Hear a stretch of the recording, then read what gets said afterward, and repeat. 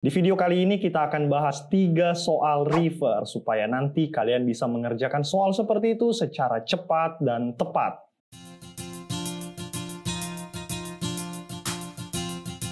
Karena materi pengajaran reading comprehension di kelas-kelas pada umumnya itu masih sangat kurang, ya setidaknya berdasarkan observasi dan investigasi saya selama 10 tahun terakhir. Jadi ada baiknya kalian nonton dulu video dengan judul 10 tips mengerjakan soal reading comprehension. Habis itu balik ke sini dan tonton video ini sampai habis. Sebelum kita mulai bahas soal, kalian mesti dengerin ini. Soal yang akan kita bahas adalah soal tergampang kedua setelah soal tipe main idea. Saranku, kalau kalian dapat soal seperti ini atau soal main idea, kerjakan itu duluan. Percaya atau tidak, kalian tidak butuh-butuh amat sama yang namanya penguasaan kosakata bahasa Inggris untuk bisa mengerjakan soal seperti ini. Jadi kalau kalian merasa tidak bisa bahasa Inggris, santai. Pembahasan ini memang ditujukan buat kalian. Langsung aja, bagaimana cara mengerjakan soal seperti ini? Ingat, catat, pakai skimming, cari kata yang dimaksud. Lalu kita mundur ke belakang kata tersebut sejauh 1 atau 2 kalimat dan fokus cari subjek kalimat-kalimat tersebut. Teorinya nanti saya jelaskan di video yang lain. Stay tune ya. Langsung ke soal pertama. Tulisannya adalah the word itself. Line 1, line 1 refers to. Jadi ketika mendapat soal seperti ini, kita cari dulu kata itself yang ada di baris pertama, line 1. Gampang ya, baris pertama ini, lalu kata itself berarti ini. Itself. Lalu kemudian kita mundur ke belakang, di bagian ini berarti, saya tandai pakai warna merah. Lalu kita fokus cari subjek pada kalimat ini, berarti ini, saya underline. Lalu kemudian ada kata city, berarti jawabannya A, city. Pretty damn easy. Ini kayaknya pembahasan kita yang tercepat sejauh ini. Lanjut ke soal kedua. The underlined word it. Line 8 refers to. Oke, kita hitung 1, 2, 3, 4, 5, 6, 7, 8. Oke, berarti ini dia. Kata it merujuk ke siapa atau ke apa. Kita mundur ke belakang. Kita lihat subjek dari kalimat ini. Ada one theory. Tidak ada one theory di sini. Lalu kemudian kita lihat kata captain. Tidak ada juga nampak-nampaknya kata captain. Waduh, bagaimana ini? Pusing. Alah. Kita mundur lagi ke belakang. Kalau kita tidak nemu jawabannya di kalimat yang ini, mundur lagi ke belakang. Kan tadi saya bilang, 1 atau 2 kalimat mundur ke belakang. Jadi kita tandai lagi yang ini. Yang ini batalkan aja lah.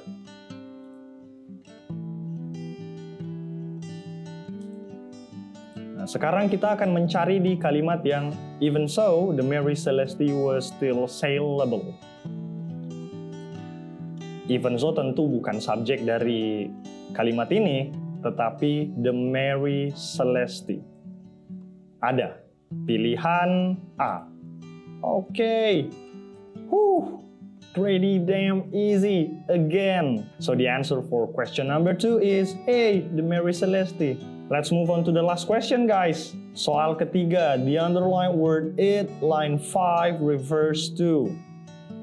Let's count it. 1, 2, 3, 4, 5. Di sekitar sini kata it. Oh, ini dia.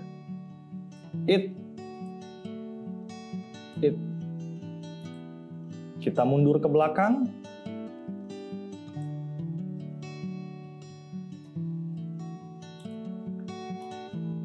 Maybe tentu bukan subjek, the site. Ini dia, the site. Kita tandai dulu. yang ada kata the site atau site, ada C, a reputable site,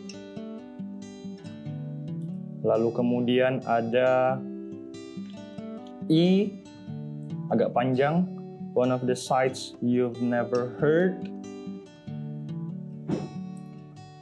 Aduh, jadi bagaimana nih? Ada dua jawabannya. Sama kayak soal sebelumnya, mundur aja ke belakang. Kita lihat bagian yang ini, berarti jauh juga mundurnya ya.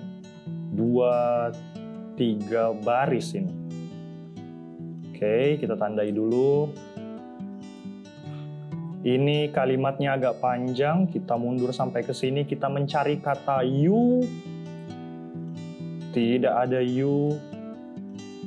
Dozens of reputable sites. Tapi di sini dia bilang a reputable site. Sedangkan di sini dozens of reputable sites. Dua hal yang berbeda. Jangan terkecoh ya. Berarti kita maju lagi. Mental online shopping database. Tidak ada, hanya ada kata online. Nah, ini yang perlu kalian catat. Materinya akan saya berikan di video yang lain, jadi stay tune. Tapi intinya adalah ketika kalian menemukan seperti ada dua kalimat dalam satu kalimat panjang yang seperti ini, ide pokoknya berada di bagian yang kedua setelah kata but atau setelah kata however, misalnya kalau kalian dapat nanti soal seperti itu. Ingat, catat. Jadi kita hanya perlu fokus di bagian yang ini dan mencocokkan pilihan C atau pilihan E ke sini. Kita lihat ada kata site, karena di pilihan C dan di pilihan E tadi fokusnya di kata site. Di sini ada site, sambungannya adalah site you've never heard of. Which means option E is the most correct answer for question number 3. Gimana? Gampang kan? Gitu aja cara kerjanya sebenarnya. Kalian tidak terlalu membutuhkan penguasaan kosakata, khususnya untuk bekerja pada soal seperti ini. Well, pada umumnya juga untuk mengerjakan soal reading comprehension seperti di video-video sebelumnya, penguasaan kosakata itu berada di urutan keempat dalam salah satu materi saya yang bernama Reading Matters, yang berarti tidak sesignifikan itu pentingnya untuk kalian bisa berhasil mengerjakan soal-soal seperti ini. Tetap penting, tapi tidak lebih penting dibandingkan dengan yang poin 1, 2, dan 3. Apa itu? Tonton aja nanti, videonya akan saya rilis secepatnya. Yang terakhir yang mau saya bilang adalah kalau kalian merasa sulit mengerjakan soal reading comprehension karena kalian merasa tidak menguasai kosakata bahasa Inggris yang cukup banyak, kalian tidak terlalu ngerti bahasa Inggris, tenang, pembahasan seperti ini memang ditujukan buat kalian, supaya kalian bisa mengerjakan soal seperti itu secara cepat dan tepat. So, segitu aja dulu untuk video kali ini. See you on the next meeting.